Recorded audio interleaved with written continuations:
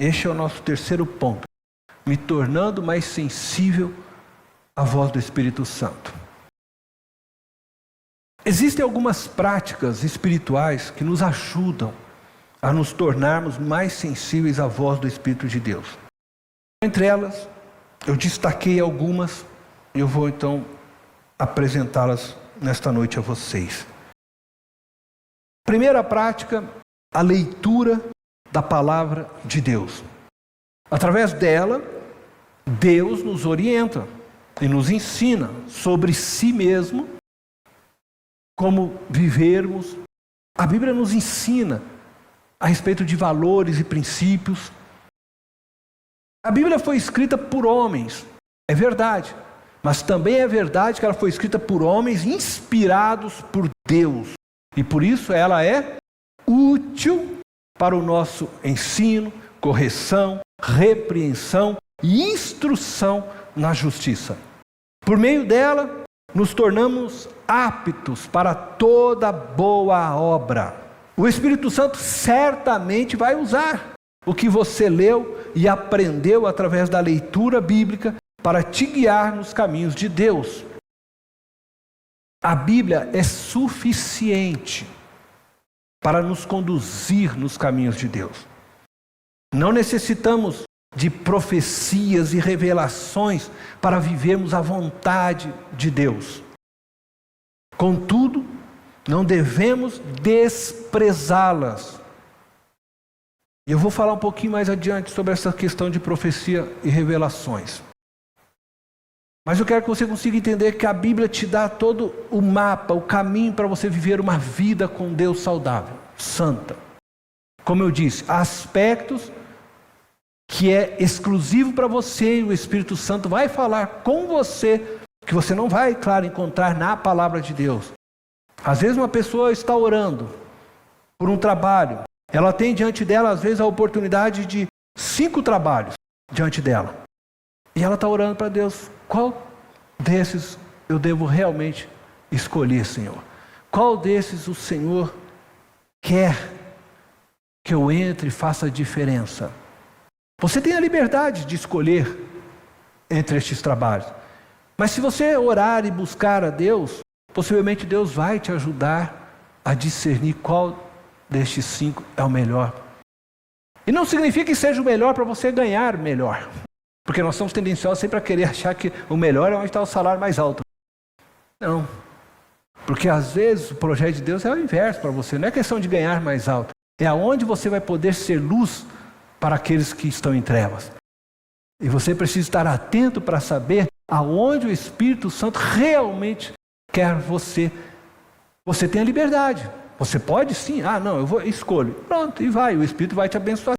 Mas você também pode sim parar e falar, Deus, me ajuda agora a enxergar qual é o lugar que o Senhor quer. E Ele fala, Ele nos ajuda, Ele nos orienta. Eu estou falando muitas coisas particulares, que Deus quer te ajudar a enxergar este lugar, a chegar naquele lugar correto. Então, como eu disse, esse é o tipo da coisa que você não vai simplesmente encontrar na Bíblia. Vai ser em oração, onde o Espírito vai falar com você pessoalmente.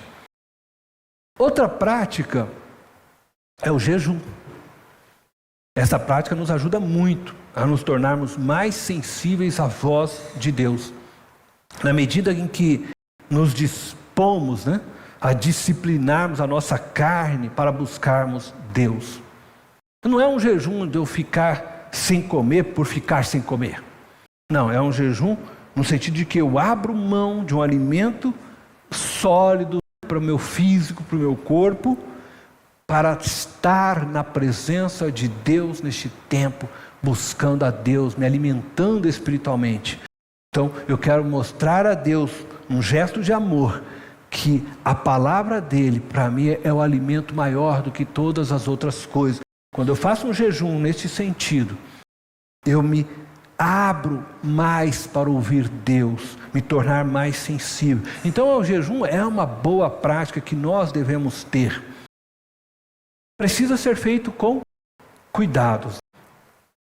Porque algumas pessoas, principalmente aquelas que têm problemas diabéticos ou qualquer outro tipo de problema, pressão alta, tantas coisas, precisa fazer isso sob orientação médica. Aqueles que não têm nenhum tipo de problema podem estar fazendo. Mas se você fizer um jejum prolongado, fazer um jejum de 40 dias, como Jesus fez, Moisés, não vai terminar o seu jejum e comer uma feijoada. Isso pode dar sérios problemas. Então, quando você faz um jejum de um dia inteiro, você faz um jejum 2 dias, 3 dias, normalmente é bom que você, então, quebre esse jejum com algo muito leve. Coma ali uma coisa leve, para depois você começar a se alimentar normalmente. Mas o jejum é uma prática que precisa ser considerada. Outra, oração. Muitos dizem que orar é falar com Deus. É verdade, mas não é toda a verdade. Orar também é escutar Deus. Orar também é contemplar Deus. Orar é uma prática fundamental para a vida de todo cristão. Todo cristão precisa orar. A oração é o lugar onde, no secreto, Deus te vê.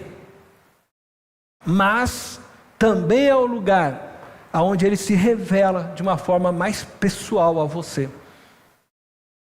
Enquanto eu oro, enquanto você ora, enquanto você está ali no secreto com Deus, o Espírito Santo, Ele começa a alinhar a sua vida, os seus desejos, suas vontades, aos planos de Deus. Então tem alguns pastores até que dizem assim, que orar, de fato, não é você mover a mão de Deus para aquilo que você deseja, mas é Deus mover o seu coração para aquilo que Ele deseja. Então Ele começa a mexer com você, para que você entenda os planos e os projetos dele. Então a oração é muito importante. Mas agora eu vou entrar numa área muito delicada aqui para nós como igreja. Existe uma outra prática espiritual que nos torna mais sensíveis à voz do Espírito de Deus e que é muito desprezada e rejeitada por nós cristãos reformados, cristãos de uma linha mais tradicional.